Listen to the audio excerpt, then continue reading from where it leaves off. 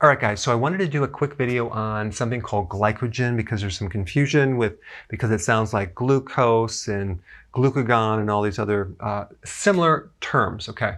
So we have glycogen is basically the storage of sugar. It's the storage of glucose.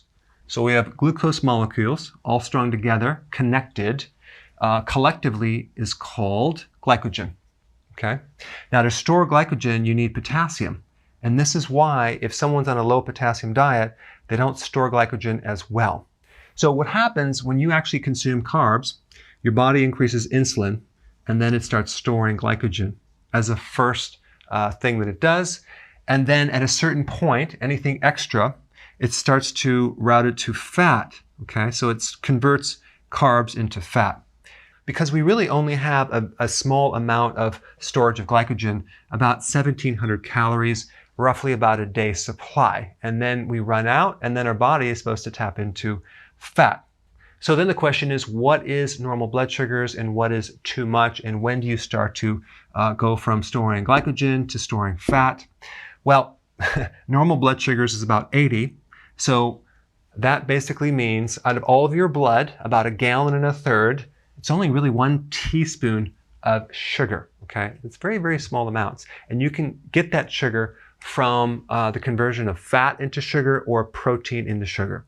So we don't need sugar to actually make glycogen. Your body can make it.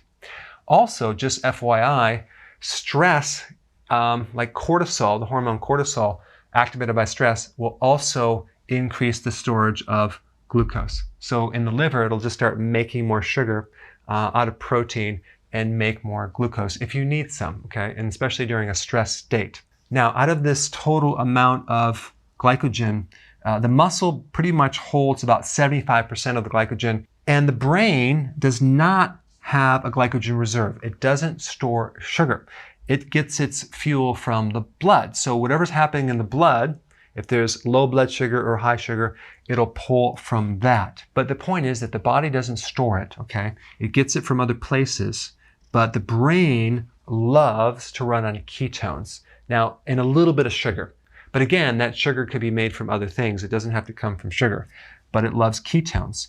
Same thing with the heart. The heart loves ketones as a fuel better than glucose, and it also loves fatty acids. So it can run on a few things, and it doesn't have to run on glucose. There's just a couple parts of the body that do need some glucose, but again, your body can make it through something called gluconeogenesis, the formation of new sugar. And when we run our body on glucose exclusively because you're on a high carbohydrate diet, we get into trouble because number one, we get the conversion into fat, and then we create insulin resistance, and that creates more insulin, so we have a lot of problems. But this video is mainly just to educate you on exactly what glycogen is and how it can be created in the body. All right, thanks for watching. So we've been getting a lot of success stories, but I don't have your success story yet.